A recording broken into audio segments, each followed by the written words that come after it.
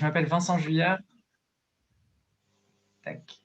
Vincent Juillard et dans la vie normale, je suis le cofondateur d'une entreprise sociale qui s'appelle Little Big Impact et qui vise à accélérer la transition écologique et sociale en France déjà, mais aussi parfois à l'international.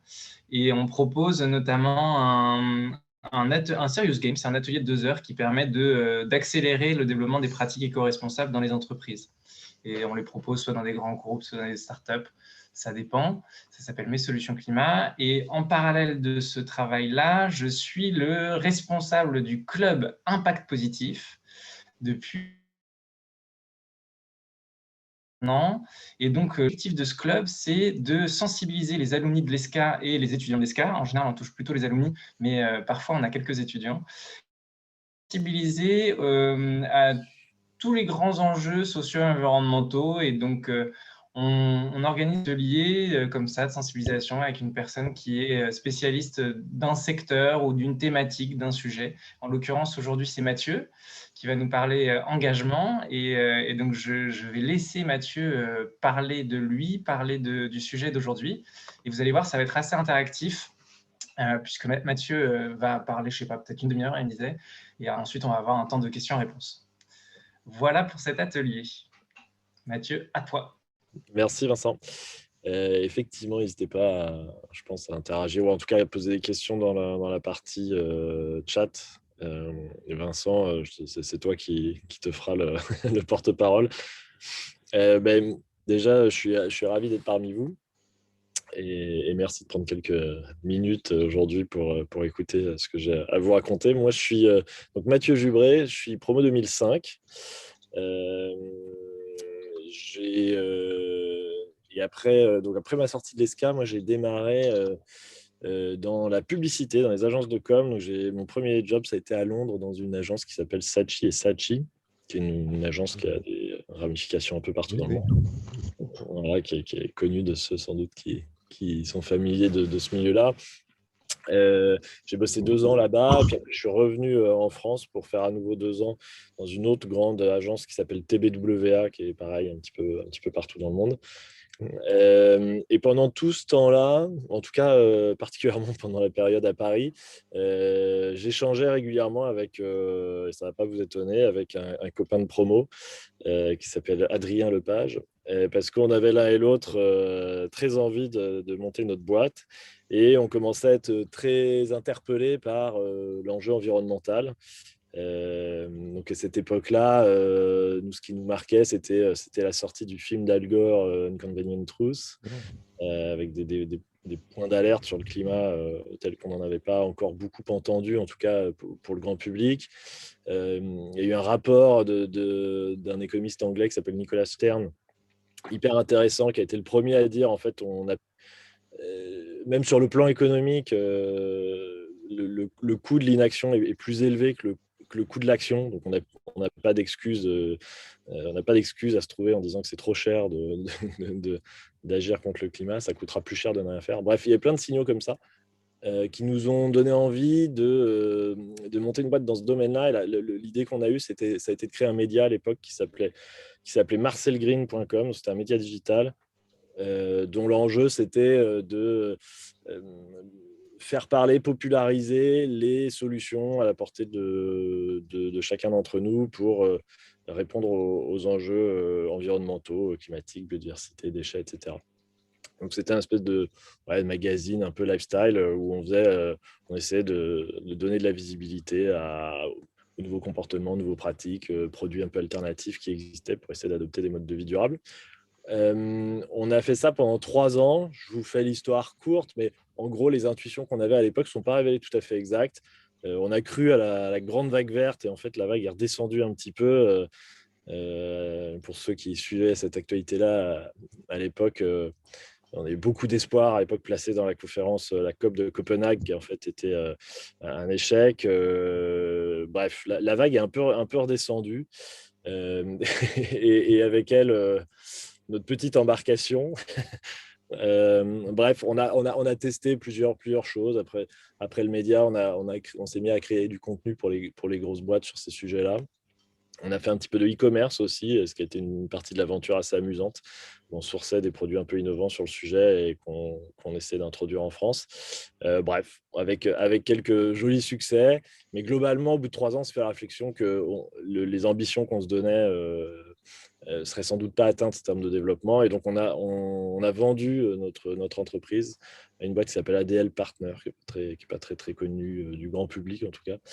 Mais voilà, qui a racheté cette boîte. On a fait 1 an chez ADL Partner pour accompagner la session. Et puis au bout d'1 an, on est parti. Et moi, à ce moment-là, je me posais pas mal de questions. Est-ce que je voulais retourner dans des plus grosses boîtes ou continuer des aventures plus entrepreneuriales? Est-ce que je voulais rester dans le domaine développement durable, ESS, etc. Ou est-ce que je voulais retourner peut-être apprendre d'autres choses dans des secteurs plus conventionnels? Et à ce moment-là, le réseau ESCA est encore venu frapper à ma porte, puisque j'ai un jour déjeuné avec le frère d'un copain de promo qui, lui, avait monté une entreprise sociale à peu près au même moment que nous, on montait à Marcel Green. Et cette entreprise sociale, elle s'appelait Microdon. Et à l'époque où nos chemins se sont croisés, Microdon était au milieu d'une levée de fonds et dont un des objectifs, c'était ensuite de pouvoir recruter des profils un petit peu plus seniors. Et voilà. Et donc, on a convenu avec Pierre-Emmanuel, donc le fondateur de Microdon et donc frère de Timothée Grange, qui était dans ma promo, que si la levée se faisait, je rejoignais l'aventure. Et c'est ce qui s'est passé. Donc, en 2014, j'ai rejoint Microdon. Alors, Microdon, c'est une entreprise solidaire d'utilité sociale. Donc, c'est un terme bien pompeux qu'on résume habituellement par l'acronyme ESUS. Je ne sais pas si certains d'entre vous sont familiers avec cet acronyme. En gros, c'est un agrément qui permet de positionner une entreprise dans l'économie sociale et solidaire, aux côtés des associations, des fondations, des mutuelles, des coopératives, etc. Toutes ces organisations qui, par statut, relèvent de l'économie sociale et solidaire. Pour nous, ça a eu un premier impact majeur, c'est que ça donne accès à des financements qui sont habituellement réservés à l'économie sociale et solidaire. Donc, toute l'épargne d'entreprises solidaires, notamment, est fléchée vers des structures comme celle-ci. Et ces financements, ils nous ont accompagnés dans notre développement jusqu'à et encore très récemment. Je vous raconterai un petit peu l'histoire de ce financement qui est assez intéressant. Donc, c'est une ESUS qui embauche une grosse trentaine de personnes, qui a son siège à Paris, mais qui a un tiers de son effectif qui est en télétravail un peu partout en France. Et j'en fais partie, puisque moi, je suis à Bordeaux. Je travaille en général de chez moi à Bordeaux. Alors aujourd'hui, c'est contre-exemple, je suis à Paris, comme à peu près 2 jours par semaine. On a également, puisqu'on en est, puisque j'en suis à lister nos médailles, au-delà de la Thésus, on est labellisé B Corp, pour ceux qui connaissent. B Corp, c'est pareil, c'est un label d'origine américaine et qui s'intéresse à vraiment un très vaste spectre d'engagement et de durabilité, tant sur le plan social, environnemental, etc., pour les entreprises, qui est un label très intéressant pour ceux que ça intéresse, au passage, parce que au-delà d'être un label, c'est un mouvement d'entreprise qui échange beaucoup entre elles. Et c'est un très bon forum pour partager les bonnes pratiques et progresser sur les sujets de responsabilité. Et par ailleurs, c'est animé par une agence que vous connaissez peut-être, qui est assez connue sur la place de Paris, qui s'appelle Utopie, qui est un cabinet de conseil en développement durable et qui impulse une vraie dynamique à la communauté d'entreprise qui est assez chouette. Et ce qui est très intéressant, c'est que la labellisation B Corp, elle se base sur un référentiel, une espèce de questionnaire avec 200 questions qui est public. Donc, n'importe qui peut aller s'évaluer sur ce référentiel gratuitement. Enfin, n'importe quelle boîte. Et se faire une idée de comment il se positionne. Et puis après, si on souhaite être labellisé, c'est-à-dire, entre guillemets, certifier ce score, là, pour le coup, on paye un petit dû à l'ONG qui porte ça. Bref, je m'égare un petit peu, mais c'est intéressant d'aborder ce sujet des labels et des signes de reconnaissance de ces entreprises de l'ESS. Pour en venir un petit peu plus au fait, Microdon, aujourd'hui, on a 2 activités. Une activité dont je ne vais pas beaucoup parler aujourd'hui, mais qui est celle qui fait le plus parler de nous habituellement, et qui est dans le domaine du retail. On travaille avec des grandes enseignes de distribution pour déployer un dispositif que vous avez peut-être déjà croisé, qui s'appelle l'arrondi solidaire et qui vous permet, quand vous faites votre course de temps en temps, d'arrondir le montant de vos achats à l'euro supérieur. Et la différence est reversée à une association soutenue par le point de vente. Ça, alors évidemment, c'est le dispositif qui est le plus parlé de nous parce qu'il est très visible dans les magasins et dans le quotidien des gens. Pour vous donner quelques ordres de grandeur, ça concerne une quarantaine d'enseignes, un peu plus de 8000 points de vente en France. Et ça génère aux alentours de 40 millions d'actes de dons par an, ce qui représente une petite dizaine de millions d'euros collectés. Donc c'est pas, c'est des jolis chiffres à l'échelle de la générosité en France. C'est pas un outil de collecte majeur, hein. Générosité, c'est plutôt de l'ordre de 3 milliards pour les particuliers et à peu près la même chose pour les entreprises. Donc on n'est pas un pilier de cette collecte-là. En revanche, ce qui est intéressant, c'est le nombre de personnes qui se prêtent au jeu, puisque on a près de 10 millions de Français qui ont déjà fait l'arrondi et 20 millions de Français qui connaissent le principe. J'y reviendrai parce que vous verrez que c'est assez au cœur de notre approche de l'engagement, qui est d'essayer de faire en sorte que tout le monde puisse participer un petit peu. Euh, D'autres approches consistent à faire donner beaucoup à peu de gens. Elles sont très complémentaires. Mais voilà, on s'inscrit vraiment dans cette logique d'essayer d'amener le plus de personnes possible vers l'engagement. Je m'arrête là sur le retail parce que c'est pas tout à fait le sujet de notre jour, du jour. Notre autre pied, il est dans les RH pour le coup, et il vise à aider les entreprises à mobiliser leurs collaborateurs au service d'associations d'intérêt général. Alors avec un dispositif historique qui est le don sur salaire, qui fonctionne sur la même mécanique que l'arrondi, mais dans l'autre sens. On n'arrondit pas les salaires au-dessus, ça on ne sait pas faire, mais on arrondit les salaires un petit peu en dessous, c'est-à-dire que les salariés des entreprises avec lesquelles on travaille peuvent, s'ils le souhaitent, choisir d'arrondir leur salaire à quelques euros en dessous et de donner cette différence tous les mois à une association. Le montant est prélevé sur leur bulletin de paie directement, ce qui a pour avantage de faciliter et de fluidifier énormément l'acte de don en entreprise. La plupart des entreprises choisissent d'abonder en plus. Donc, ça donne un petit peu ça donne du levier au don du collaborateur. Et voilà. Et ça concerne, alors selon la police ou les organisateurs, à peu près 160 clients qui représentent 700 entreprises à peu près en France. Donc, on a pas mal de groupes qui rassemblent plusieurs entités. C'est environ 45 000 donateurs mensuels. Et cette année, ça devrait collecter aux alentours de 2 millions d'euros pour 150 associations, quelque chose de cet ordre-là. Mais ce qu'on fait dans le domaine des RH, ça s'arrête pas là. Ça, c'est une des composantes. Mais je reviendrai tout à l'heure sur les 1001 façons de s'engager en entreprise.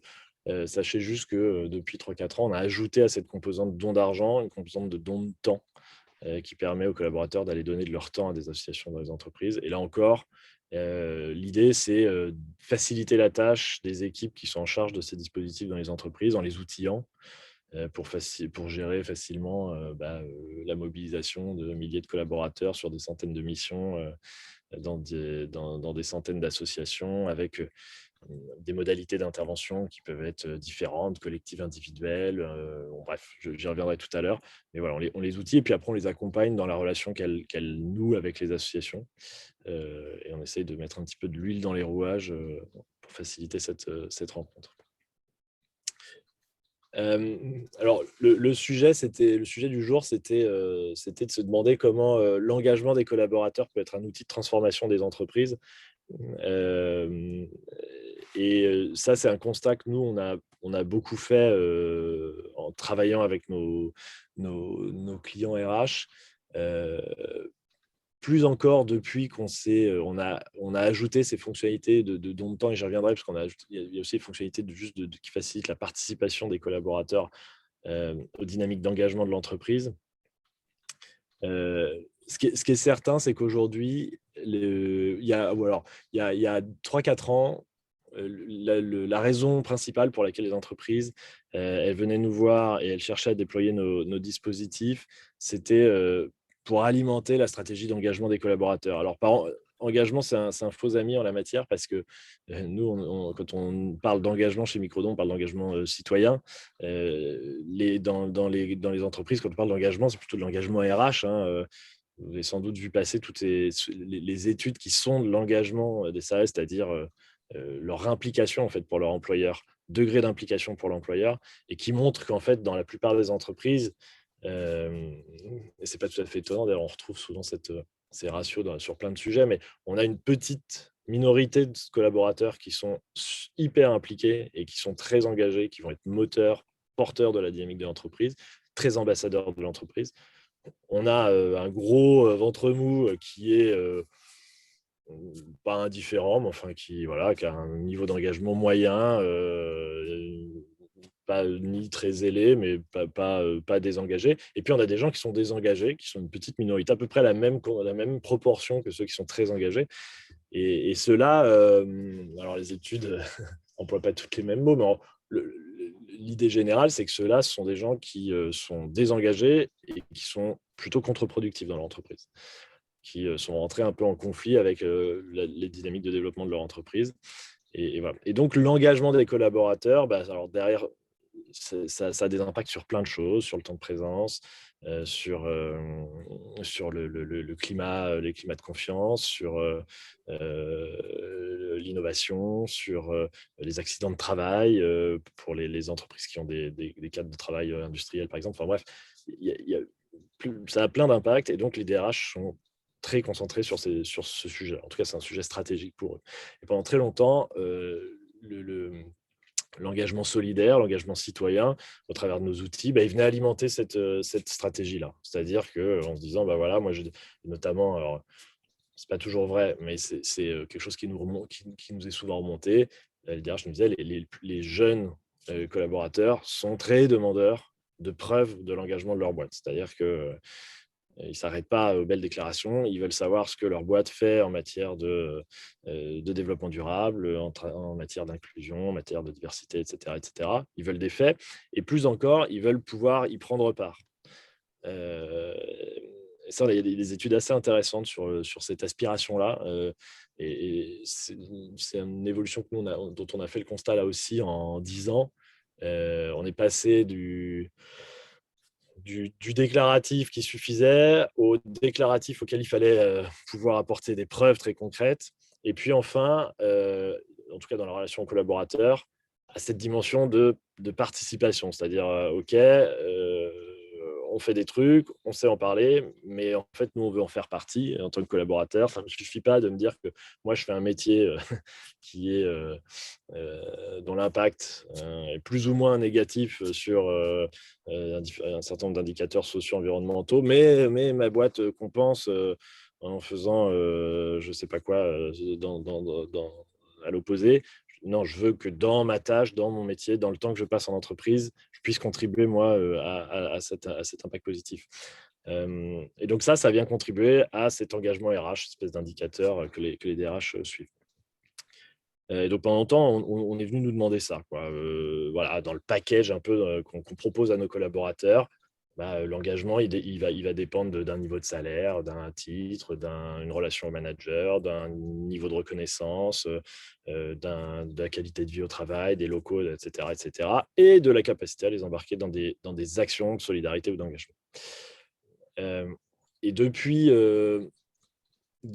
allez, je dirais 2 ans, il y a une nouvelle composante qui s'ajoute et que je trouve hyper intéressante et qui est un petit peu le sujet que je voulais aborder aujourd'hui. C'est de se dire qu'en fait, ces actions-là, elles sont aussi un levier pour transformer les cultures des entreprises. C'est-à-dire que plus la pression, qu'elle soit sociale ou environnementale, augmente sur les entreprises, plus l'urgence de se transformer, et là, bien au-delà de ce qu'on peut faire pour compenser, hein, mais de transformer les modèles économiques, transformer l'offre, transformer les manières de faire, croît. Et pour ce faire, aller au contact d'associations, aller au contact de causes sur le terrain, c'est une manière d'acculturer les collaborateurs, de les sensibiliser au sujet et de les aider à cheminer eux aussi pour accompagner ou impulser la transformation de l'entreprise sur ces sujets. Alors, je m'étais noté un ou deux je suis en train de sauter des étapes dans mon déroulé, mais c'est pas grave, je m'étais noté un ou deux exemples que je trouve assez intéressants. C'est par exemple, euh, ah oui, je ne vous ai pas dit, s'il y a quand même une étape de la vie de Microdon que je ne vous ai pas dit et qui est très importante, c'est que l'année dernière, on a été acheté par KissKissBankBank, que certains d'entre vous connaissent peut-être, qui est une plateforme de crowdfunding, qui elle-même avait été achetée 3-4 ans auparavant par la Banque Postale. Donc nous sommes depuis un petit peu plus d'un an postiers, officiellement postiers.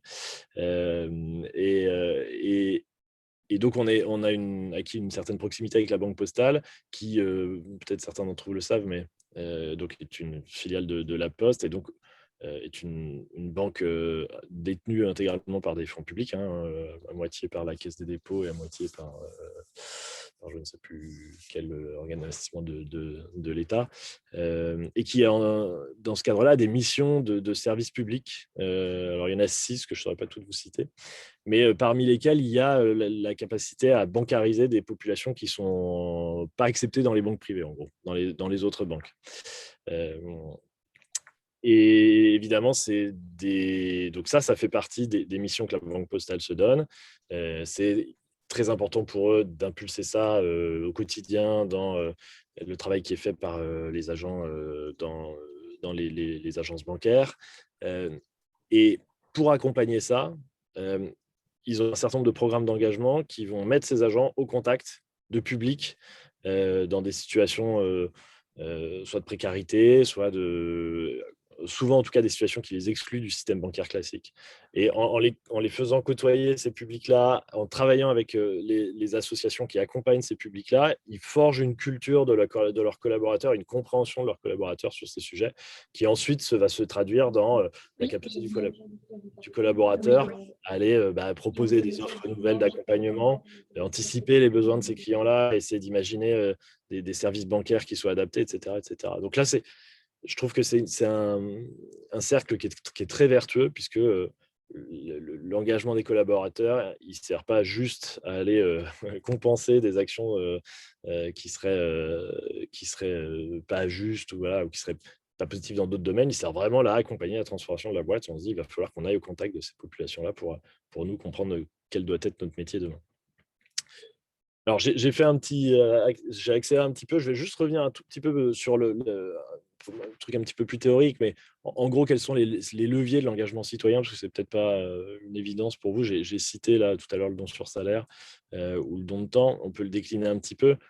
Je pense que c'est des choses que vous avez peut-être vues d'ailleurs au sein de vos entreprises, les uns et les autres.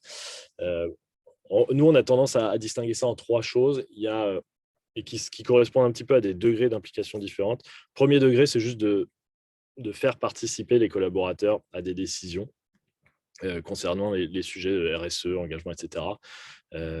Donc, c'est les appels à idées, les appels à projets internes, c'est voter sur les associations avec lesquelles on va travailler, voter sur des engagements de réduction d'émissions, d'inclusion, etc. Bref, demander l'avis des collaborateurs. Ça, c'est un peu le niveau 1. Ce n'est pas très engageant. Ça a le mérite d'exposer, de familiariser les collaborateurs avec les sujets dont l'entreprise souhaite s'emparer. Niveau 2, souvent, ça va être d'aller travailler sur du don d'argent. En tout cas, c'est ce qu'on constate nous. Enfin, pas que d'argent d'ailleurs, mais du don des collaborateurs. Ça peut être, alors j'ai parlé tout à l'heure du don sur salaire, mais ça va être les dons en nature, ça va être la course solidaire pour aller lever un petit peu d'argent pour une association. Ça peut être des dons qu'on appelle santé. Alors les dons en nature, c'est les jouets, les vêtements, etc. Les dons santé, ça va être dons de sang, dons de plaquettes, etc. Donc c'est un niveau qui est un petit peu plus engageant pour le collaborateur, enfin en tout cas qui va commencer à le mobiliser lui à titre personnel un petit peu plus. Et puis après, c'est les dispositifs que j'évoquais tout à l'heure, les dispositifs de don de temps, alors qui peuvent être accompagnés par l'entreprise, qui peut donner des jours d'engagement à ses collaborateurs. Ça, on le voit de plus en plus, hein, de dire aux collaborateurs, chaque année, vous pouvez prendre 2 jours pour une association et vous êtes payé par l'entreprise. Et nous, souvent, on va venir accompagner ces dispositifs-là en proposant des missions sur des sujets et dans des formats qui correspondent aux objectifs de l'entreprise. Ce don de temps, il a plein de formes. Ça peut être un coup de pouce, 1 heure pour une asso, et notamment cette année l'année dernière avec la Covid, ça, ça, ça nous a vachement challengé sur ces sujets-là, hein, puisque le don de temps, ça se fait souvent en présentiel. Il a fallu réinventer un petit peu ces périodes d'engagement et de bénévolat en distanciel, ce qui n'était pas toujours évident, mais ça a fait émerger plein de micro-missions. Pour vous donner un exemple, quand les EHPAD étaient fermés et fermés aux familles, il y a tout un tas d'associations qui ont commencé à recruter des bénévoles pour appeler des personnes âgées, juste passer 1 heure au téléphone, discuter avec elles et les sortir un petit peu de leur isolement.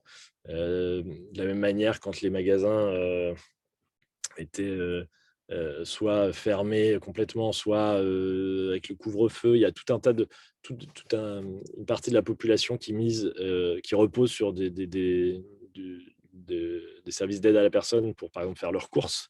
Et ces services-là ont été très perturbés.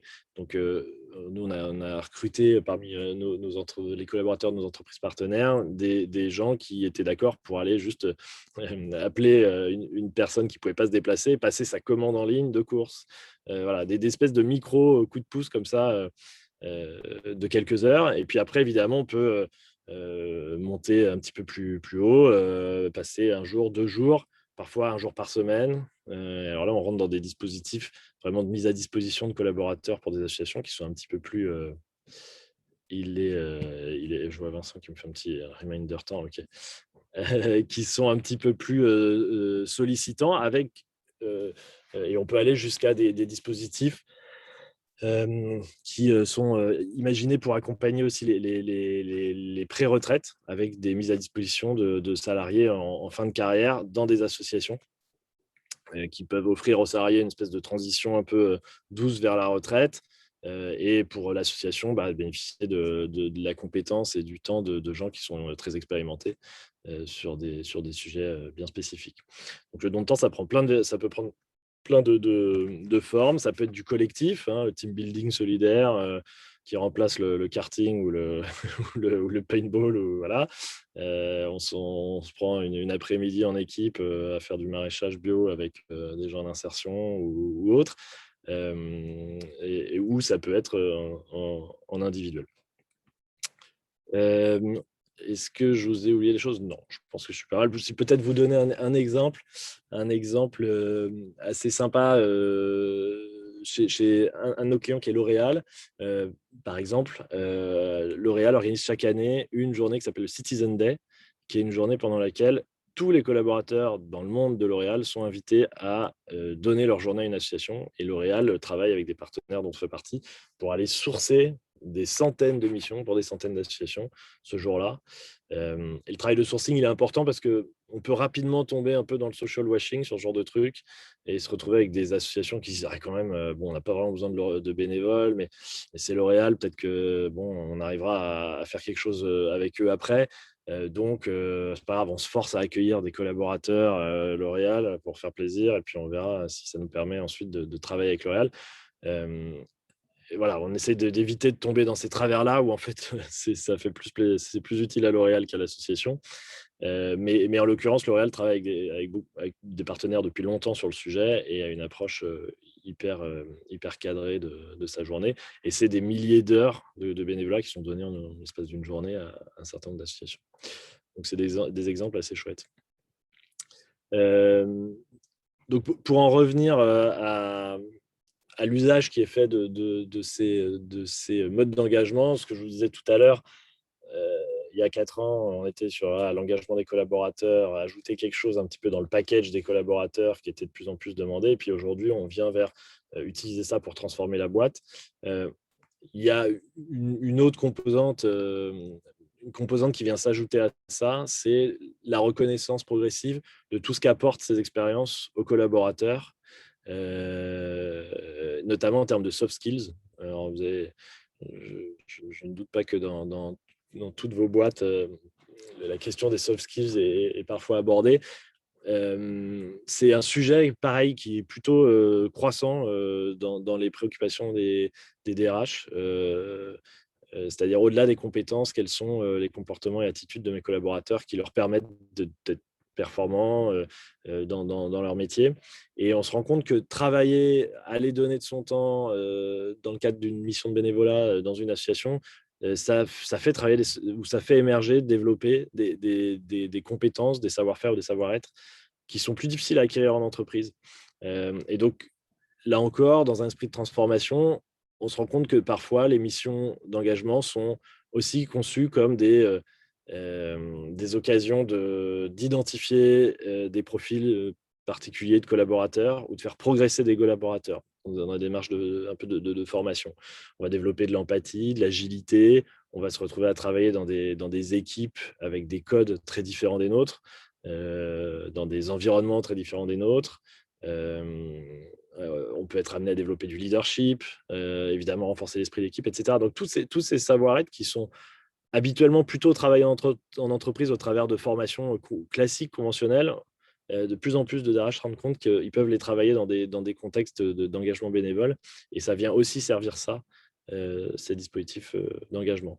Et puis, le stade, on va dire, ultime de des synergies qui peuvent exister entre l'association qui est bénéficiaire à l'entreprise, ça va être la co-construction parfois de solutions communes.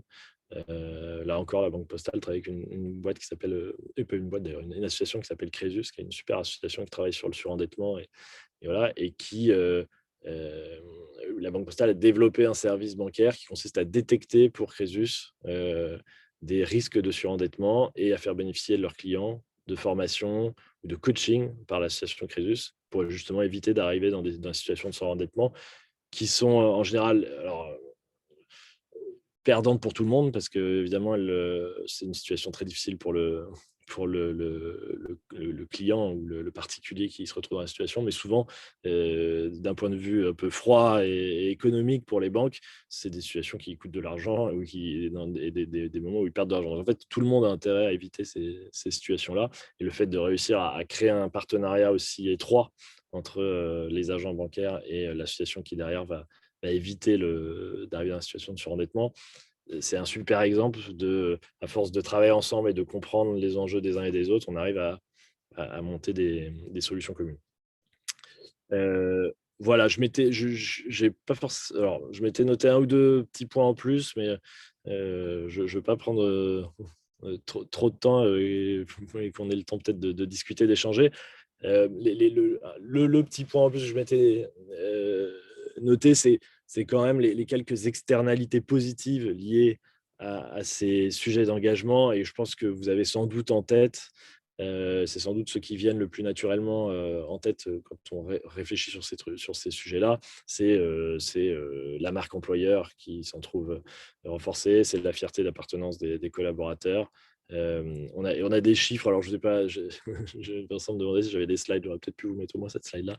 Il y a une étude assez fascinante qui a été faite aux États-Unis où ils ont comparé sur un certain nombre d'indicateurs type donc les accidents de travail, la fierté d'appartenance, l'advocacy des collaborateurs vis-à-vis de leur boîte, le respect des horaires, enfin bref, tout un tas d'indicateurs qui sont réputés être des indicateurs, on va dire, d'engagement ou en tout cas d'implication du collaborateur dans sa boîte et de qualité de vie au travail, de comparer les boîtes qui proposent des dispositifs d'engagement auprès d'associations et celles qui n'en proposent pas.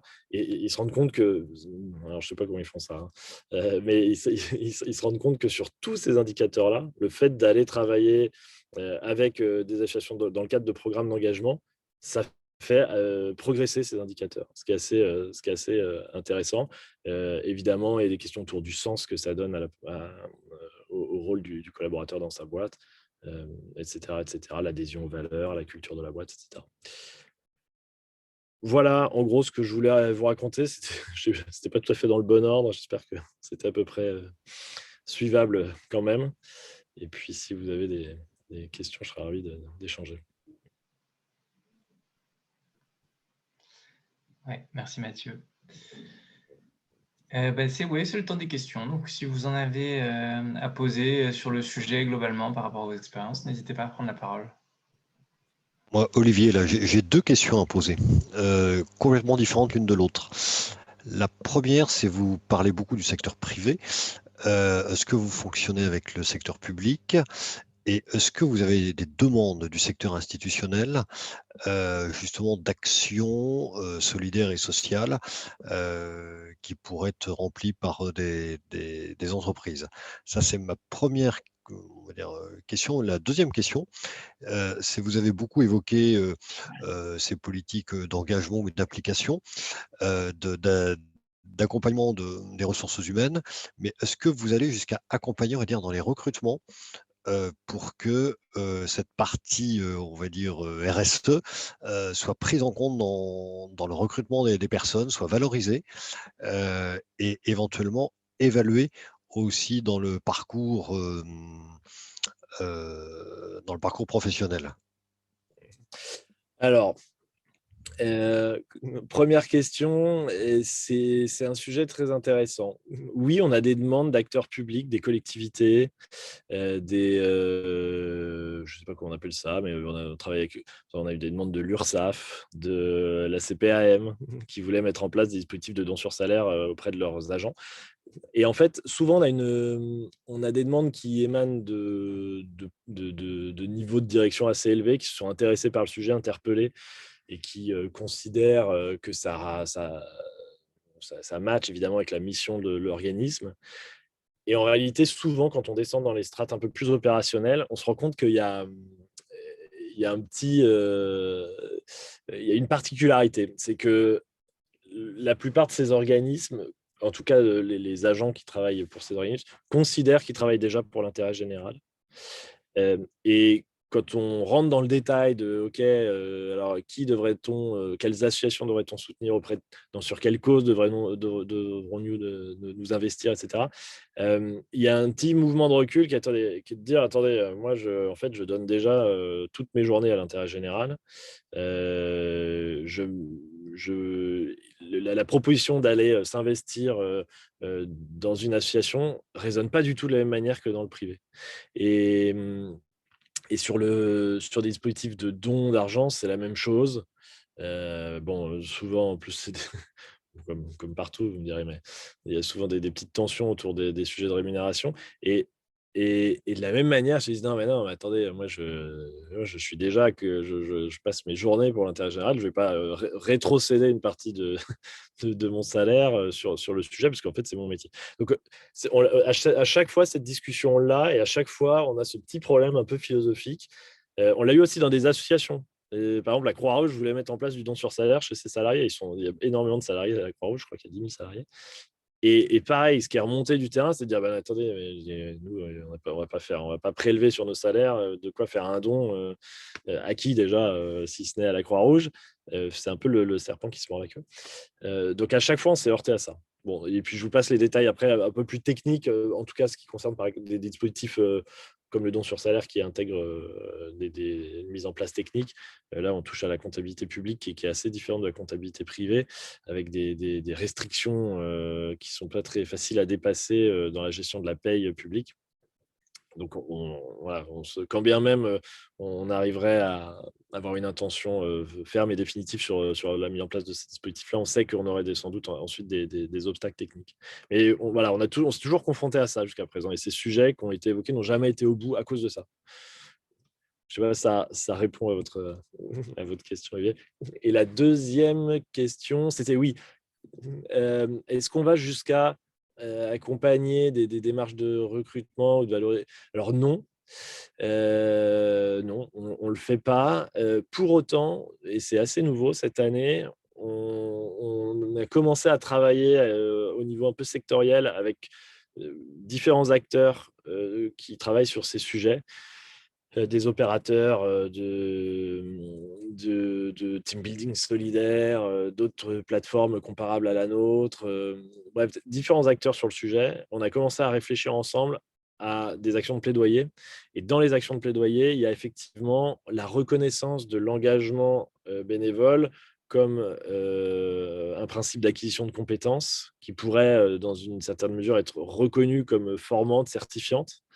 ou l'accumulation, un petit peu à la façon des congés, avec l'ancienneté de jours d'engagement que je pourrais prendre chaque année. C'est-à-dire, un peu comme non, c'est moins d'ailleurs comme les congés que comme le compte professionnel de formation, où avec les années que je passe en entreprise, j'accumule du droit à la formation. Il y a un des sujets serait avec les années que je passe en entreprise, j'accumule du droit à l'engagement, et à passer du temps rémunéré, enfin, du temps en association rémunéré par mon entreprise ou par un système paritaire public. Donc, ça commence à émerger, ça, d'essayer de trouver des normes ou des méthodes pour aller valoriser cet engagement sur le plan RH de manière plus formelle que ça ne l'est fait aujourd'hui. Ouais.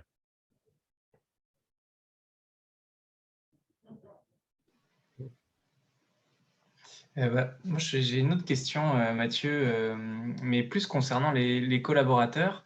Est-ce que, parce que j'ai bien compris pourquoi les entreprises voulaient se positionner sur l'engagement collaborateur et tous les bienfaits que ça avait pour l'entreprise, et les collaborateurs aussi ont envie de s'engager différemment. Enfin, il y en a qui sont plan-plan, ils sont dans leur vie et ils n'ont pas envie de faire plus.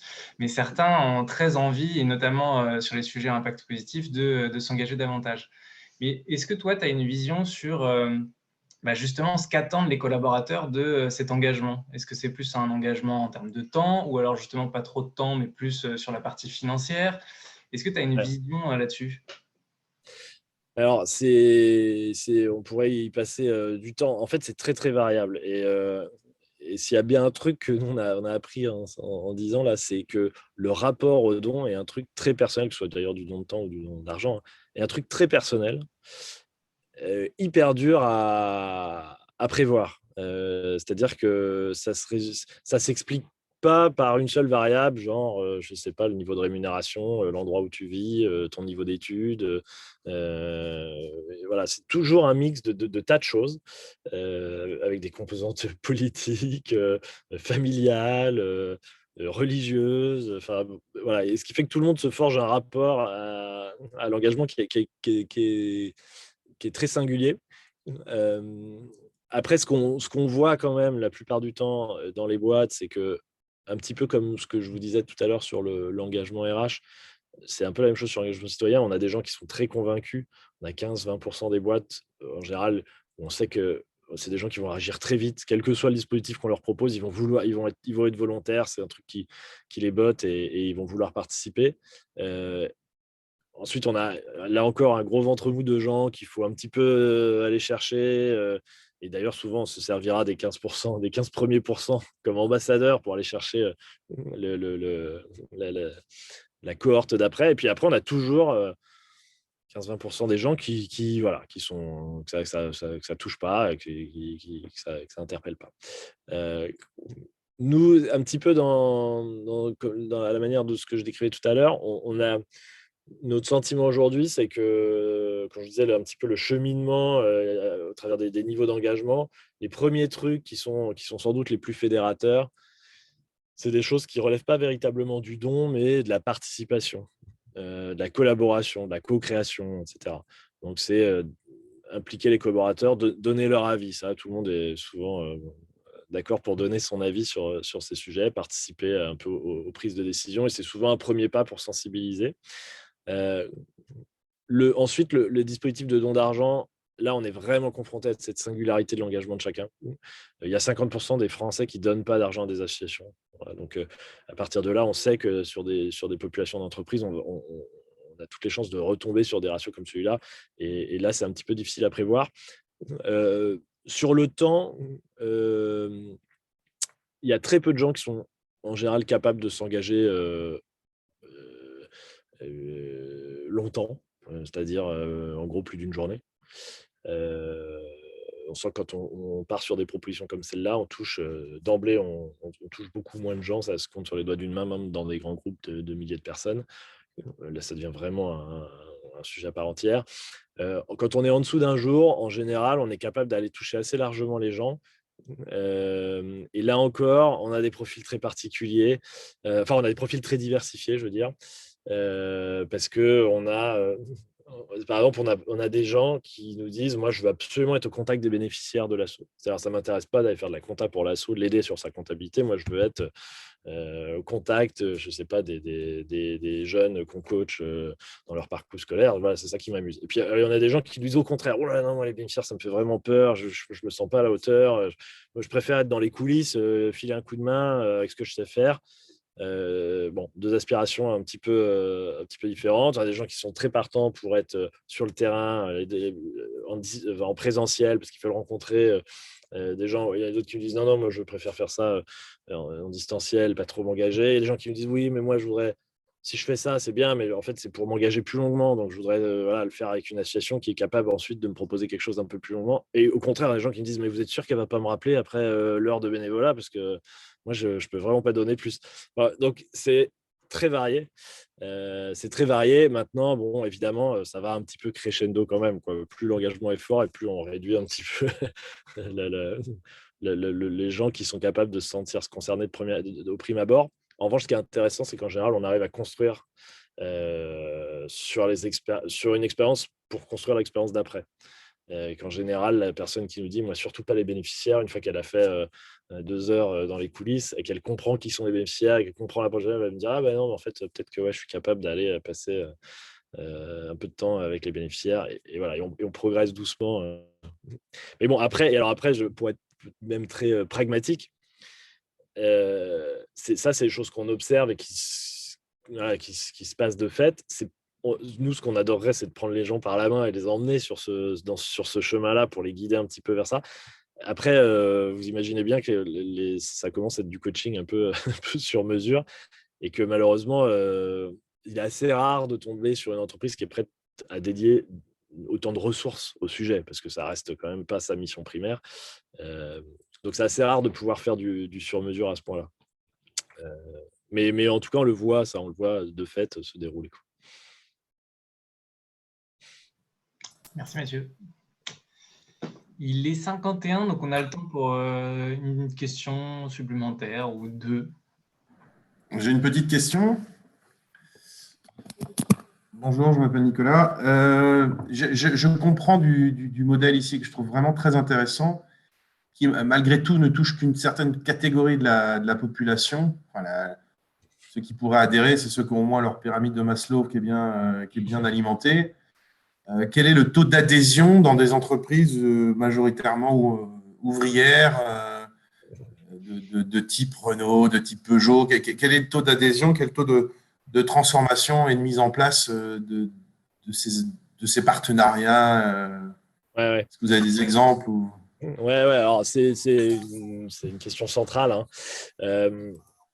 D'abord, de prime abord, on peut penser que effectivement le niveau de revenu, ou en tout cas de confort matériel, est un facteur d'engagement. C'est pas toujours le cas. Et pour une raison toute bête, à laquelle on a souvent été confronté. Alors déjà, je vous le disais tout à l'heure, hein, on est plutôt dans l'idée d'essayer de proposer des expériences d'engagement qui soient pas, que ce soit en dons financiers, on sollicite plutôt des dons de centimes ou de quelques euros. Donc ça reste relativement accessible, même si il y a un certain nombre de gens pour qui même quelques euros, c'est compté. Mais en fait, on s'est rendu compte que dans des populations moins formées, plus techniques, type voilà, site industriel, etc. On a aussi des gens qui connaissent encore mieux les problèmes, enfin, ou les problèmes auxquels on s'adresse parce qu'ils ne sont pas très éloignés des bénéficiaires parfois. Et pour vous donner un exemple, on travaille pas mal, alors c'est là qu'un peu nos métiers se croisent, mais on travaille pas mal avec le monde du retail. Et on s'est rendu compte que, par exemple, les populations de caissières, c'est souvent des caissières, en fait, dans certains points de vente, étaient très porteuses des initiatives d'engagement de leur boîte parce que, en fait, pour certaines d'entre elles, elles avaient été bénéficiaires. C'est-à-dire que quand il y avait une collecte pour le secours populaire, elles savaient très bien de quoi il s'agissait parce que elles avaient été amenées, elles, quelquefois, à aller bénéficier des services du secours populaire de leur quartier. Donc de temps en temps, on retrouve ça. Alors, c'est quand même ça des niveaux, voilà, niveaux de précarité qui sont un peu préoccupants, mais ça peut arriver. En tout cas, quand les causes sont bien choisies, évidemment, alors si vous avez proposé un truc très, très pompeux, très intello sur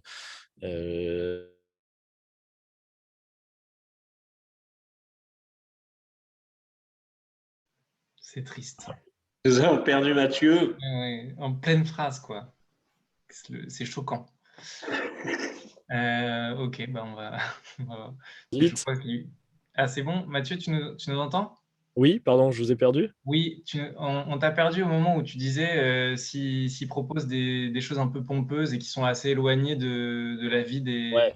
Voilà. Ouais, je passe vite, mais du coup, vous avez compris, si les causes sont un petit peu trop intello, éloignées du quotidien, elles ont plus de mal à prendre dans ces populations-là. En réalité, aujourd'hui, le principal obstacle pour ces populations-là, pour nous, c'est leur non-connexion.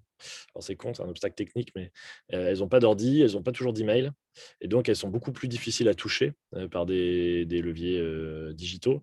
Et donc, leur participation, elle va beaucoup dépendre de notre capacité à trouver des leviers d'animation alternatifs, c'est-à-dire, par exemple, en nommant ou en identifiant des réseaux d'ambassadeurs dans chaque site, en passant par parfois de l'adhésion papier, des inscriptions. Voilà, on a beau avoir une belle plateforme où tout le monde s'inscrit, dans certains de ces sites, il faut quelqu'un qui pose une table dans la salle de repos et et les gens s'inscrivent en papier.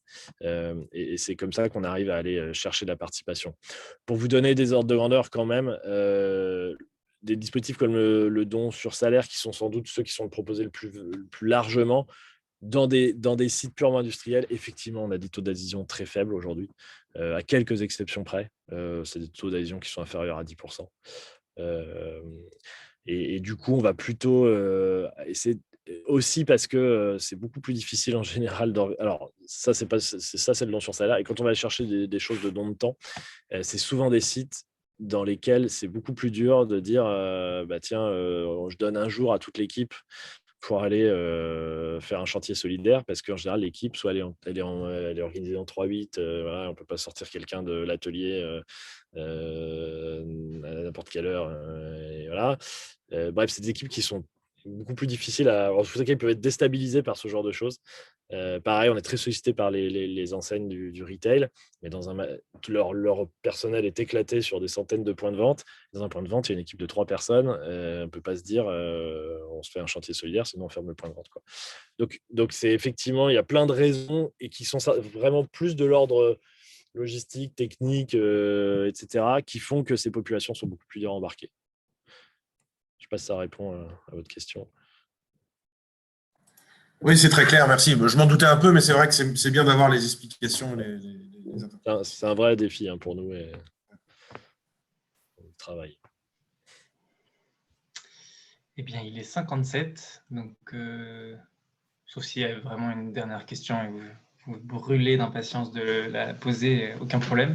Sinon, je pense que Mathieu, il reste dispo après l'atelier. Carrément. Je peux vous mettre je vous mets mon adresse email dans le. Moi, en tout cas, c'est un sujet qui me parle pas mal parce que je suis en plein dedans pour les étudiants de l'ESCA. On est en train de travailler via ma boîte sur un atelier sur le climat pour sensibiliser les étudiants sur le climat, mais ça va être au volontariat. Donc, il va falloir engager des étudiants pour qu'ils animent les ateliers et qu'ils participent. Et c'est une sacrée galère. Donc, bon, on va voir comment on y arrive. Ouais, ces enjeux d'animation, de mobilisation, ils sont clés. C'est quoi qu'on fasse. Très compliqué. Et surtout avec des étudiants. Eh bien, merci beaucoup en tout cas Mathieu, c'était hyper chouette, très clair, hyper intéressant parce que ça touchait plein de secteurs, plein de types de populations. Et merci à tous et à toutes d'avoir participé.